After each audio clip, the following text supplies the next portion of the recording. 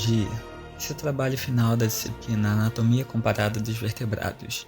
Nós vamos estar apresentando o trabalho em cima do tema Os grandes dinossauros eram endotérmicos? Nosso grupo é composto por Anne Melo, Heitor Alves, Maria Clara, Matheus Silva e Victor Leão. E antes de iniciarmos o trabalho, gostaria de estar elucidando algumas questões sobre o que é um dinossauro e sobre a classificação de endotermia e ectotermia. A etimologia da palavra dinossauro é derivada do grego, que significa lagarto terrível. Os dinossauros estão inclusos dentro dos saurópsidas, que são originados a partir dos hominiotas. Apesar de comumente correlacionarmos os crocodilos e outros répteis como os descendentes vivos mais próximos dos dinossauros, a verdade é que fatores como estrutura e tamanho sugerem que eram animais de sangue quente, sendo vertebrados ativos e que possuíam um estilo de vida mais parecido com o de mamíferos ou aves.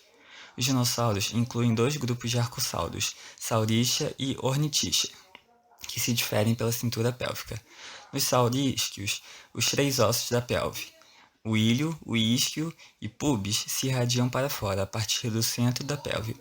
Nos ornitísquios, o isquio e parte do pubis ficam paralelos e se projetam para trás, na direção da cauda.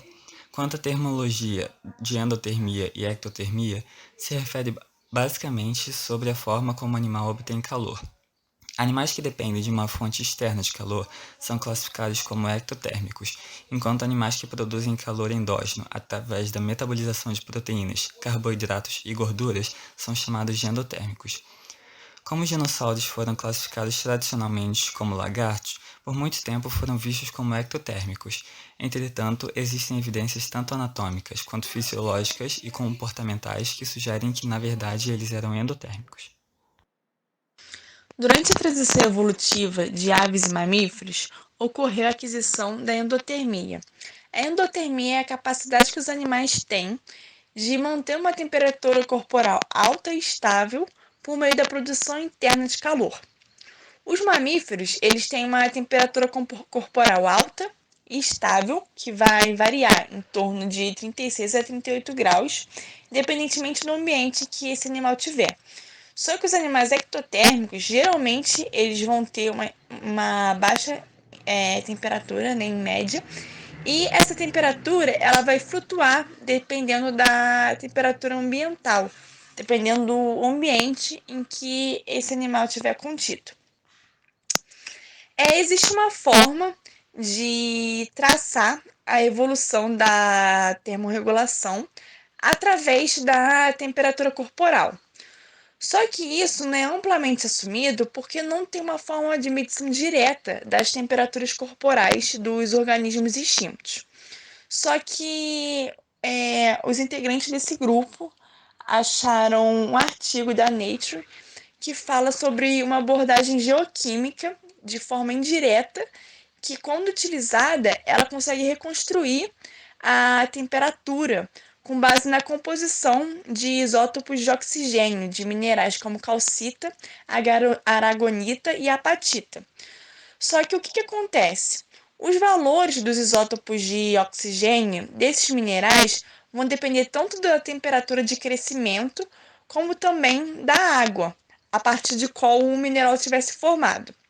E como as águas raramente elas são preservadas no registro geológico, geralmente acaba se assumindo um valor de isótopo de oxigênio para a água, para que assim possa ser tirada uma conclusão sobre a temperatura do crescimento biomineral. E a composição de isótopos de oxigênio de fosfato e também de carbonato de biopatita em ossos, dentes e escamas vai refletir tanto a temperatura corporal do animal, como também da composição dos isótopos de oxigênio de fluidos corporais. A relação entre a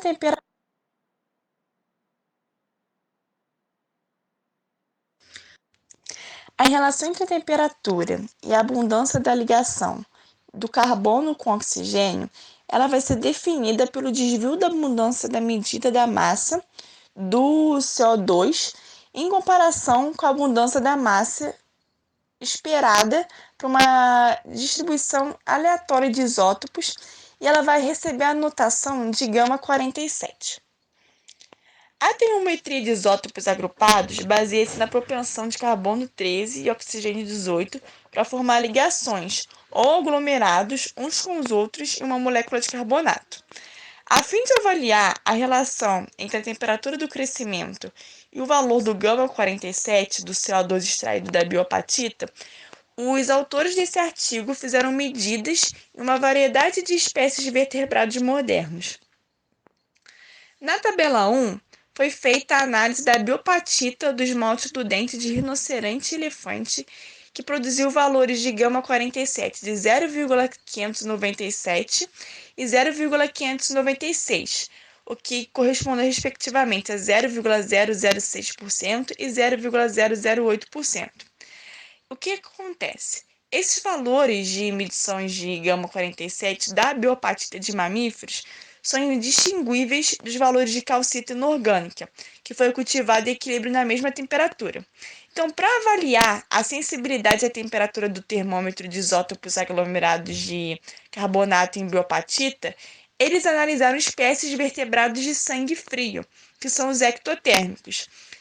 Especificamente, foi analisado dentes de crocodilos modernos, chamados de crocodilos niloticos, e também o Alligator mississippiense, que são jacarés americanos modernos de uma fazenda do Colorado.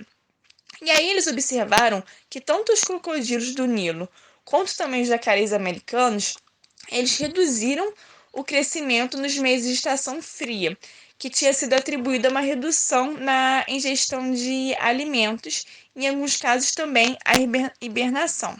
E com base nesses estudos publicados sobre a termorregulação de jacarés e crocodilos, eles estimaram uma temperatura corporal média da primavera comparada com o outono, que tinha uma incerteza de 3 graus. E na tabela 2 eles fizeram um experimento em que eles queriam saber se o dente do fóssil de mamute poderia estar associado com uma maior ou uma menor temperatura corporal desse animal, conforme o ambiente em que ele estivesse. Os dois ambientes relatados na imagem são o Rio Reno e o Mar do Norte. Eles repararam que o esmalte de mamute de ambos os locais rendeu um valor de gama-47 de 0,590. Isso se refere a uma temperatura corporal de 38,4, que era um número esperado para o mamute dos primigênios, com base na semelhança que ele tem com mamíferos modernos, como, por exemplo, o elefante. Só que isso acabou se tornando diferente com componentes da dentina dos dentes, tanto do Rio Reno, tanto para o Mar do Norte, porque acabou tendo uma temperatura menor, sendo respectivamente de 25,6 e 30,9. Então, é improvável que essas temperaturas sejam iguais às temperaturas dos fluidos em relação a temperaturas mais baixas. Alguns estudos demonstram que o aumento da temperatura corporal durante a transição ectotérmica para endotérmica dos ancestrais dos mamíferos diminuiria a viscosidade da endolinfa, afetando negativamente a biomecânica dos canais semicirculares. Sendo assim, ao mesmo tempo em que aumenta-se a atividade comportamental, provavelmente necessita-se de um melhor desempenho desses canais. Dessa forma, alterações morfológicas nos ductos membranosos e canais ósseos envolventes teriam sido necessárias para manter a funcionalidade ideal durante essa transição. Em comparação com os ectotérmicos, os endotérmicos são mais ativos comportamentalmente, apresentam capacidade aeróbica aumentada, deslocam-se mais longe e atingem velocidades locomotoras mais elevadas, à custa de maiores gastos energéticos. Consequentemente, os mamíferos e aves existentes ocupam uma ampla variedade de nichos ecológicos incomparáveis com outros vertebrados. Para rastrear essas adaptações no registro fóssil, pesquisadores utilizaram o índice de termomutibilidade, que proporciona uma maneira de inferir diretamente a temperatura corporal. Assumindo que a função dos ductos semicirculares esteja sintonizada com os movimentos da cabeça, pode-se assumir que a temperatura corporal aumenta proporcionalmente ao TMI. Levando em análise o labirinto e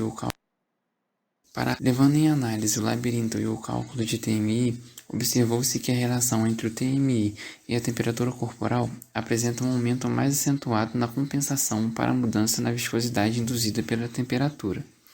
Esse aumento mais acentuado do que o esperado provavelmente reflete uma correlação positiva entre o movimento geral da cabeça e a temperatura corporal. O TMI dos endotérmicos existentes é significativamente maior do que dos ectotérmicos existentes. Aves e mamíferos apresentam os maiores TMIs, de acordo com sua maior temperatura corporal. Crocodilianos e lepidosauros são intermediários entre esses extremos. Somado a isso, observando a anatomia do ouvido interno, o TMI mostra ter uma correlação negativa com a espessura da seção transversal do canal em relação ao raio da curvatura e o raio da curvatura em relação à massa corporal, tendo em vista a manutenção da funcionalidade ideal dos canais semicirculares.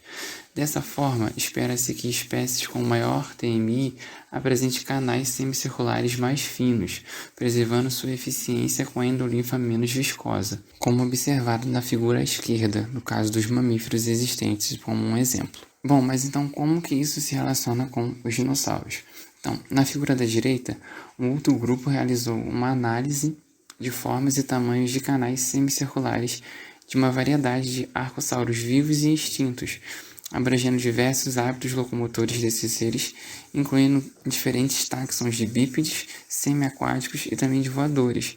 E essa análise mostrou que existe uma semelhança entre o ouvido interno de pássaros e também de alguns dinossauros não voadores. Nas aves, o canal semicircular posterior estende-se ventralmente ao canal semicircular lateral, e o canal semicircular anterior é bastante alongado, estendendo-se posterodorsalmente além do canal semicircular posterior, para formar uma alça proeminente. Os dinossauros compartilham aspectos semelhantes com as aves, incluindo um canal semicircular anterior mais longo, canais mais ortogonais e crus comuns mais alto, ocupando uma região intermediária no morfoespaço, como observado na figura à direita na relação da árvore filogenética. Além disso, usando análises morfométricas tridimensionais de uma grande amostra de répteis existentes e extintos, um grupo investigou os correlatos do ouvido interno, da capacidade locomotora e da acuidade auditiva. Essas análises estatísticas revelaram 3 morfotipos vestibulares, melhor explicados por 3 categorias locomotoras: quadrúpedes, bípedes e aviadores, que podem ser simples ou de alta capacidade de manobra.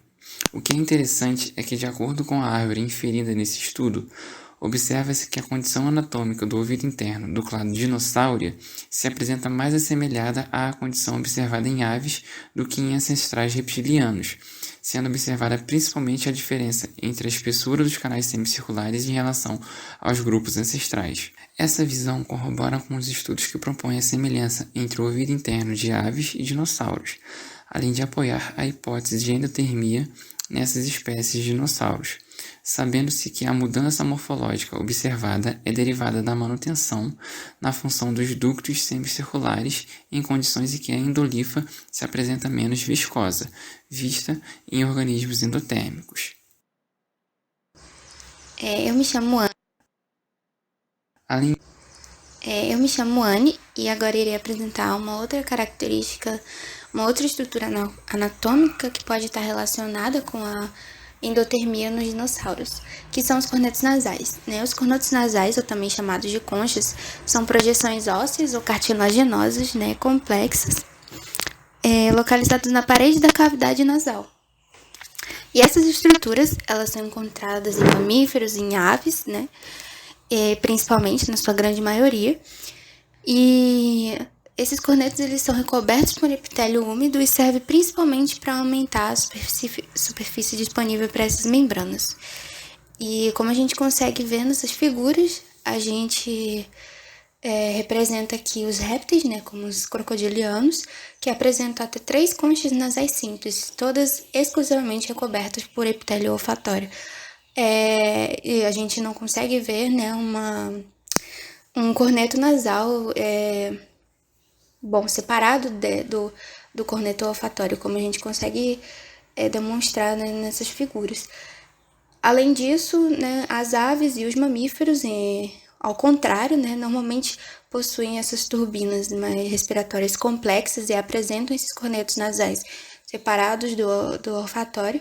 E, além disso, são mostrados cortes transversais desses cornetos de aves e dos mamíferos. Então, para exemplificar melhor, N seria a narina, RT seria o corneto respiratório, OT, o corneto olfativo, né, que a gente vê que nos répteis não há essa separação do corneto respiratório, e CH é representado como a narina interna. Tanto em mamíferos quanto em aves, os cornetos respiratórios, eles orientam diretamente o principal fluxo de ar nasal, que são cobertos exclusivamente com o epitélio respiratório não sensorial e tem uma função associada com a endotermia, segundo a literatura. E essa alta taxa de ventilação pulmonar em aves e mamíferos é uma consequência de suas taxas elevadas de metabolismo, mesmo durante o repouso, e, portanto, né, se torna uma característica-chave da endotermia. Mas pode resultar, né, isso pode resultar em uma dessecação e em perda de calor também, porque grandes volumes de ar quente e úmido estão sendo expelidos dos pulmões. No entanto, né, os cornetos respiratórios eles conseguem fornecer um mecanismo compensatório ao absorver uma quantidade substancial dessa porção de calor e umidade que está contida no ar respiratório, através, né, de um mecanismo que se dá como troca de contracorrente intermitente. E, basicamente, isso está sendo demonstrado, né, nessas figuras, onde a gente encontra gráficos, né, da água contida no ar, na relação da água contida do ar com a temperatura do ar, né, no ambiente, em relação à inalação e à exalação. Assim como, né, nesses outros 2 gráficos, em cima no canto superior direito e esquerdo. E, bom, sem esse mecanismo, né, de recuperação de calor, ou melhor, de recuperação, o calor, né, respiratório e as taxas de perda de água associadas com altas taxas de metabolismo oxidativo e ventilação pulmonar, provavelmente excederia os níveis toleráveis e a endotermia ela não seria sustentável, como a gente vê nesse gráfico bem, né, no final, bem embaixo desses 2 de cima, que a gente vê que mamíferos sem esses cornetos nasais, eles iriam ter uma porcentagem de perda de água muito maior do que os mamíferos com cornetos e os lagartos, né, os répteis com cornetos também.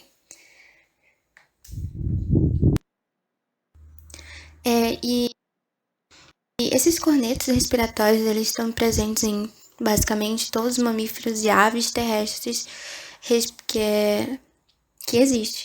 E são reduzidos ou se encontram ausentes apenas em casos extremamente raros, como, por exemplo, em baleias, né, em cormorões, que é uma ave, e em pelicanos também.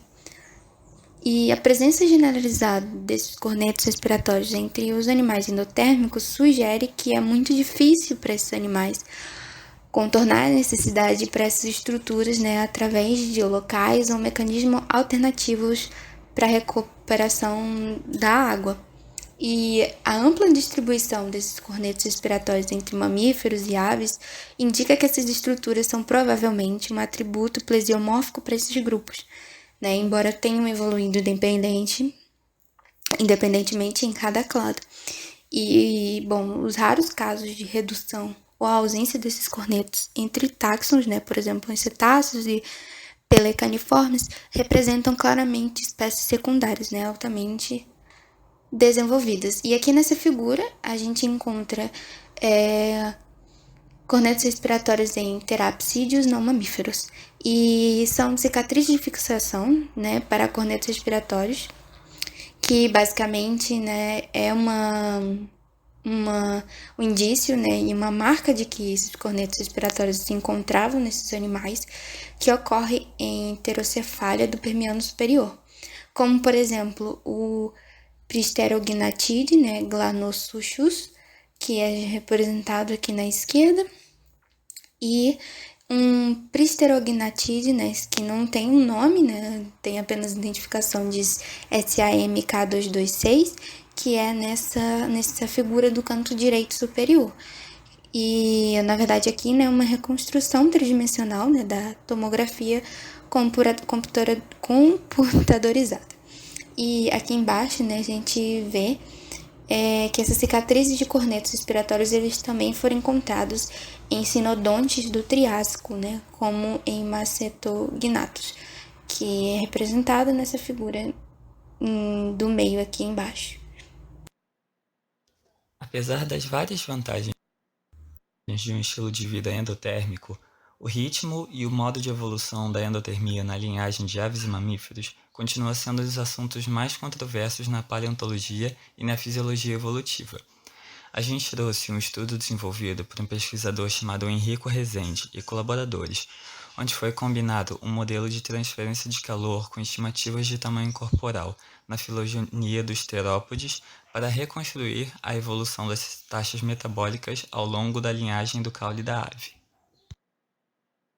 Este modelo sugere que a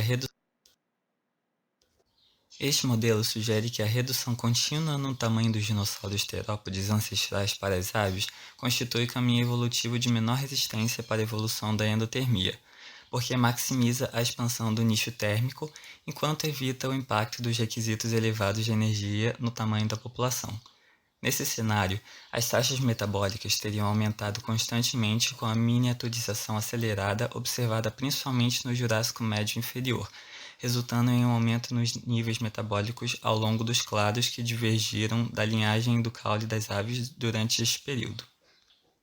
Enquanto os terópodes basais geralmente exibem taxas metabólicas mais baixas, grupos mais recentes, como os Maniraptorans não aviários, provavelmente eram termorreguladores decentes com taxas metabólicas mais altas do que os ectotérmicos existentes de tamanho semelhante.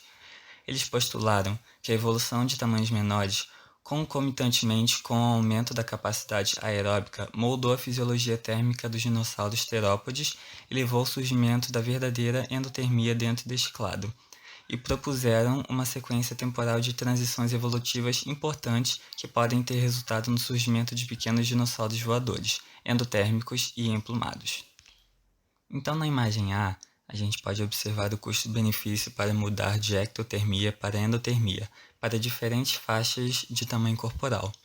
Isso foi quantificado através de um modelo que descreve como o aumento no metabolismo em repouso, que está sendo mostrado ali pelo custo, aumenta o nicho térmico da temperatura corporal e do ambiente, mostrado ali pelo benefício.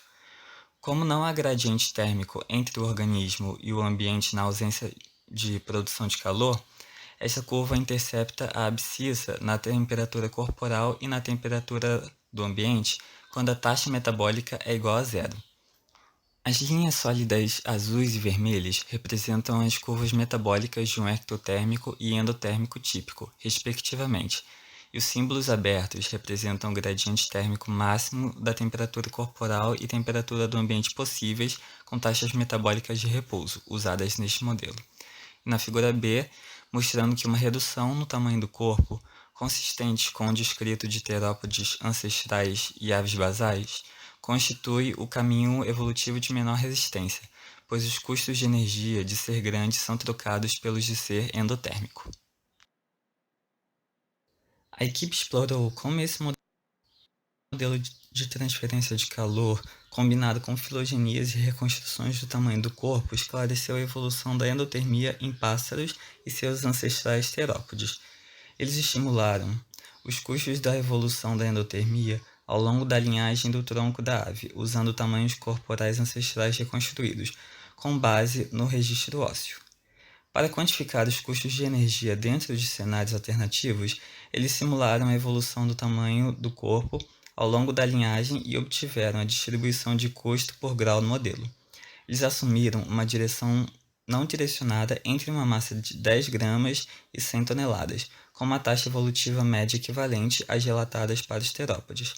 As simulações indicaram uma diminuição acentuada nos custos de energia por grau com a miniaturização. Os cientistas explicaram os custos reduzidos usando dois fenômenos. Primeiro, a expansão do nicho térmico com base no aumento da taxa metabólica foi desproporcionalmente maior em ectotérmicos maiores devido à sua capacidade de manter uma temperatura corporal elevada. Isso foi acompanhado por uma taxa metabólica independente de massa relativamente baixa, devido à termorregulação estável. Consequentemente, eles notaram que quanto maior o tamanho inicial do ancestral ectotérmico, mais barata a transição para a endotermia. Em segundo lugar, durante a miniaturização, os animais trocaram os custos de energia de serem grandes por serem endotérmicos. Os resultados explicaram como as altas taxas de rotatividade de energia evoluíram, independentemente de seu impacto nas necessidades de alimento e água. Apesar da variação inerente na disponibilidade de recursos no tempo evolucionário, tamanhos menores e taxas de rotatividade de energia mais altas foram sistematicamente favorecidos nesta linhagem. A figura A, então, está mostrando a filogenia dos terópodes com ramificações codificadas por cores de acordo com os níveis metabólicos reconstruídos. Em B, a escala de taxa metabólica versus massa corporal para ectotérmicos e endotérmicos, e a trajetória prevista da linhagem do caule da ave durante a transição de ectotermia para endotermia. As linhas tracejadas mostram as diferenças entre ectotérmicos e endotérmicos. Os símbolos abertos e fechados representam valores reconstruídos para a linhagem do tronco da ave e as pontas da filogenia, respectivamente. Em C, a escala de condutância térmica e massa corporal para ectotérmicos e endotérmicos. Em D, o gradiente térmico e diferenças de dobra e valores vistos em B e C. As trajetórias lineares log, conectando taxa metabólica e condutância térmica do ancestral ectotérmico e do descendente endotérmico, bem como a trajetória resultante no gradiente térmico, são mostradas com as linhas contínuas. Os animais ectotérmicos existentes hoje possuem ciclos anuais de interrupção do crescimento do tecido ósseo, que está diretamente ligado aos períodos de frio e seca, os quais os recursos são mais escassos, além da incapacidade de controlar a própria temperatura corporal sem a ajuda de fontes externas de calor, leva a uma diminuição da temperatura corporal e da taxa metabólica nesses períodos. E tais interrupções de crescimento formavam marcas nos ossos, como anéis, que são chamados de linhas de crescimento interrompido ou legs. Tais linhas também foram encontradas em diversos fósseis de dinossauros. Logo, os dinossauros eram considerados animais ectotérmicos e assim foram considerados por muito tempo. Entretanto, com estudos mais recentes, existem alguns pontos que contestam essa hipótese de que eles eram ectotérmicos, como a falta de linhas de crescimento interrompido em saurópodes superdimensionados. Entretanto, foi sugerido que os animais também podem ter uma temperatura interna alta, que eram capazes de regulá-la sem a ajuda de fontes externas de calor, pois o grande volume dos saurópodes, com as altas proporções de volume da pele, pode ter permitido que eles se mantivessem a temperatura alta, sendo considerado grande o suficiente para que sua própria massa corporal gerasse calor, e por isso esses animais foram chamados de gigantérmicos. Mas esse ponto não pode ser considerado como uma prova definitiva, pois a gente não tem nenhum exemplo de gigantérmico vivo hoje, e isso torna meio difícil de saber como seria no passado. Outro ponto seria a descoberta de fósseis de dinossauros em ambientes extremos, como o Alasca e perto do Polo Sul, que na época eram bem mais frios do que é hoje, e seriam ambientes muito difíceis para um ectotérmico sobreviver. Até pouco tempo atrás, acreditava-se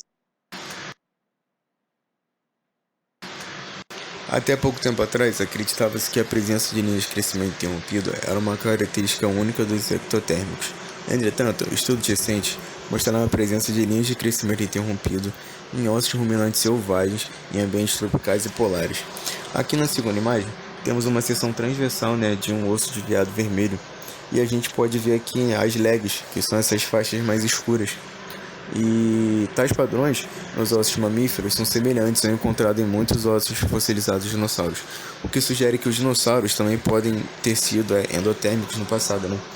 E o principal argumento para isso é que entre as linhas de crescimento dos dinossauros há sempre uma região de tecido altamente vascularizado, o que indica altas taxas de crescimento, algo que é típico dos dinossauros, mas diferente dos répteis ectotérmicos que conhecemos hoje, que vivem hoje, que possuem crescimento lento entre as linhas de descanso. E para aprofundar mais o assunto a respeito do crescimento interrompido, foram usadas amostras excepcionalmente grandes e completas de ruminantes selvagens para explorar a associação do ciclo de crescimento ósseo, em meio às adversidades do ambiente e às variações da temperatura corporal. Então foram coletados dados, sobre a massa corporal, a latitude que se encontrava, a zona climática e data da morte, para cobrir as questões ecológicas, e mais dados sobre a fisiologia metabólica e níveis hormonais para cobrir os aspectos fisiológicos. E mostrou-se que as legs estão presentes em todos os regimes climáticos, em todas as latitudes, nas altas e frias, nas baixas e quentes, em vários biomas. Elas se formam anualmente em um tecido ósseo fibromelar altamente vascularizado de crescimento rápido, de ruminantes de diversos tamanhos e pesos, um padrão ósseo normalmente encontrado em todos os dinossauros, exceto os saurópodes, como falado antes. Já discutindo um pouco e concluindo a ideia geral dos cornetos respiratórios, de fato, as cicatrizes de fixação desses cornetos respiratórios são evidenciadas em duas linhagens, do final do Permiano e no início dos sinapsídeos triássicos, e dentre eles, dentre os sinapsídeos triássicos, incluindo os pterocefálicos e os não mamíferos sinodontes. E isso, portanto, sugere que as taxas metabólicas de repouso elas foram gradualmente expandindo nesses táxons. E naquele metabolismo endotérmico, as taxas podem ter sido alcançadas cerca de 30 a 40 milhões de anos antes do aparecimento dos primeiros mamíferos, verdadeiros, entre aspas, E, bom, em contraste, agora discutindo um pouco, os cornetos respiratórios eles estavam aparentemente ausentes em dinossauros arcossauros e pássaros primitivos. Dinossauros terópodes, bem como as aves Archaea ornithine e Enanti ornithine, elas, mantêm uma configuração primitiva do crânio rostral, com grandes seios paranasais, que fazia com que restringissem o volume e o diâmetro da passagem nasal respiratória. E parece ter havido um pouco espaço para a existência dos cornetos respiratórios nessas regiões. Então, existe a evidência desses cornetos respiratórios nos dinossauros, mas também em alguns outros, mais primitivos, isso não foi visto. Então, é uma questão, de ter mais evidências e estudar mais sobre esses assuntos, sobre essa estrutura anatômica, porque, de certa forma, sim, ela tem relação com a endotermia nos grandes dinossauros, mesmo que nos mais primitivos isso não tenha sido visualizado. Somando a isso, podemos ver que os argumentos apresentados pela equipe do pesquisador Enrico focam muito na parte metabólica e fisiológica, mas eles não apresentam evidências anatômicas que sustentem essa argumentação. Isso não explicaria os pontos de vista que o paleontólogo Robert Thomas Becker defende para explicar a endotermia em dinossauros, como estilo de vida muito ativo que os deinonychus levavam, as taxas altas e rápidas de especiação e crescimento dos dinossauros, que é similar à vista em animais de sangue quente, e o bombeamento de sangue em pescoçudos, como o brachiosauro, por exemplo, que seriam desfavorecidos se tivessem sangue frio. Com relação aos canais semicirculares do ouvido interno, pode-se observar que a endotermia está diretamente ligada com a diminuição na viscosidade da endolinfa, e que isso proporciona uma mudança na anatomia desses canais semicirculares, que, de acordo com os estudos, torna possível mapear as alterações desses canais conforme as linhas evolutivas, tendo em vista que quanto mais próximo dos animais em condições endotérmicas, esses canais aparentam ser mais finos, como observado nos mamíferos e uma condição semelhante nas aves. Como foi relatado que alguns dinossauros apresentam essa anatomia semelhante ao ouvido interno dos pássaros, esse fator traz um importante aspecto que corrobora para a hipótese de que os dinossauros eram endotérmicos. Como conclusão, nós temos que, analisando a ligação de carbono 13 com oxigênio 18 em biopatita, é possível nós fazermos suposições sobre as temperaturas corporais que animais extintos tinham antigamente, utilizando os esmaltes de dente de milhões de anos atrás. Além disso, essa aplicação da técnica de biopatita ela oferece uma abordagem que nunca foi descrita anteriormente na literatura, porque com ela é possível estudar a evolução da termorregulação desses animais extintos. E mesmo materiais que são sujeitos a rápida alteração, como um osso, a composição isotópica da biopatita pode fornecer informações sobre as mudanças climáticas, o que vai poder registrar um sinal ambiental precoce frente a possíveis mudanças ambientais. Com os dados coletados sobre os genes de crescimento interrompidos, podemos ver que a presença das LEGs deixou de ser um ponto decisivo para definir se o animal seria ectotérmico ou não, e que os dinossauros apresentavam uma região de tecido altamente vascularizada entre essas LEGs, o que indicava altas taxas de crescimento, algo que é típico dos dinossauros e dos animais endotérmicos, mas não dos ectotérmicos.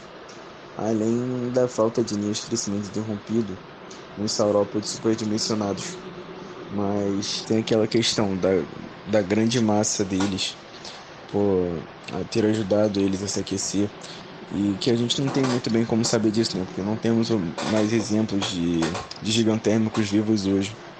Então, ainda são necessárias mais algumas pesquisas sobre essa área das linhas de crescimento interrompido nos endotérmicos.